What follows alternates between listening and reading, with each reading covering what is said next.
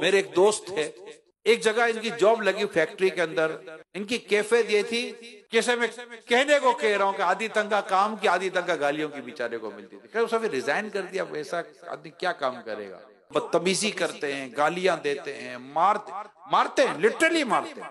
Mechanic type की जो दुकानें होती है ना, जो गालियां जो मारते हैं।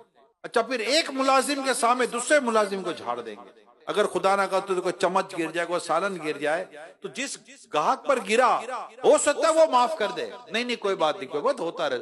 मगर वो जो उसका जो सेठ आएगा या उसका सुपरवाइजर आएगा जिसके माथे तो वो काम करता है, वो जो कस्टमर के सामने उसकी जो रेट लगाएगा ना, वो बोलेगा यार मैं से यही तो मेरा कसूर है कि मैं गरीब हूं और मैं तुझ जैसे बदतमीज, बद अखलाक और बद किरदार आदमी के पल्ले बांध दिया गया हूं।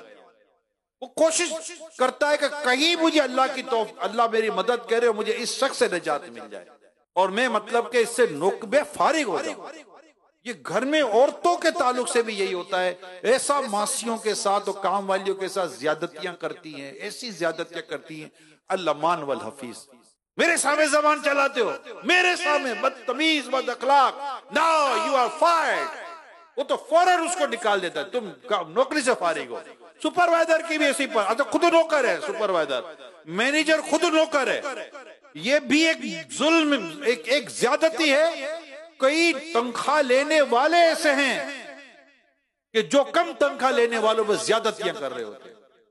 अरे कुछ हुस्न अखलाक, कोई किरदार, कोई नरमी, कोई प्यार, कोई मोहब्बत। प्यारे आका सल्लल्लाहु अलैहि वसल्लम ने फरमाया अपने गुलामों को वही चीजें खिलाओ जो तुम खाते हो और उन्हें वही कपड़ा पहनाओ जो तुम पहनते हो।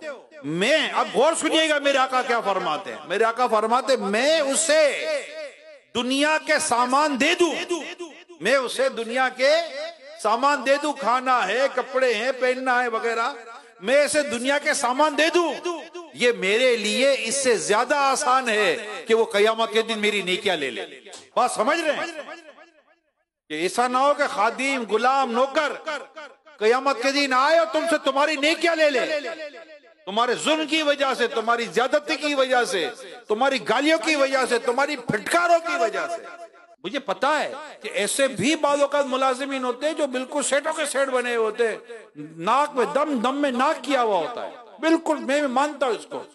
मगर आपको फिर भी इन्हें गाली देने, मारने, इनको मतलब के इस तरह कहने, इसके साथ दिल आजारी करने की आपको फिर भी इजाजत नहीं है। भाई नी वारे खाता ना नौकर, शरई तकाज़ों के साथ उसको फारिग कर दे, यार मैं आपको कंटिन्यू नहीं कर सकता, और जो इसके शरई उसूल है उसके मुताबिक उसको फारिग कर दे।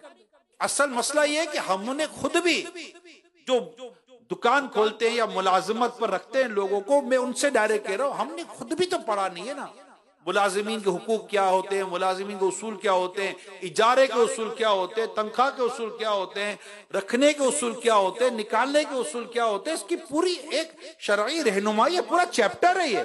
और क्यों ना हुआ करोड़ों लोग दुनिया में, लोग सेठ कम है, मुलाजिम ज्यादा है। एक एक सेठ के पास सैकड़ों हजारों मुलाजिम होते हैं। इन सबके प्रिंसिपल्स हैं और सबको अल्लाह से डरना चाहिए।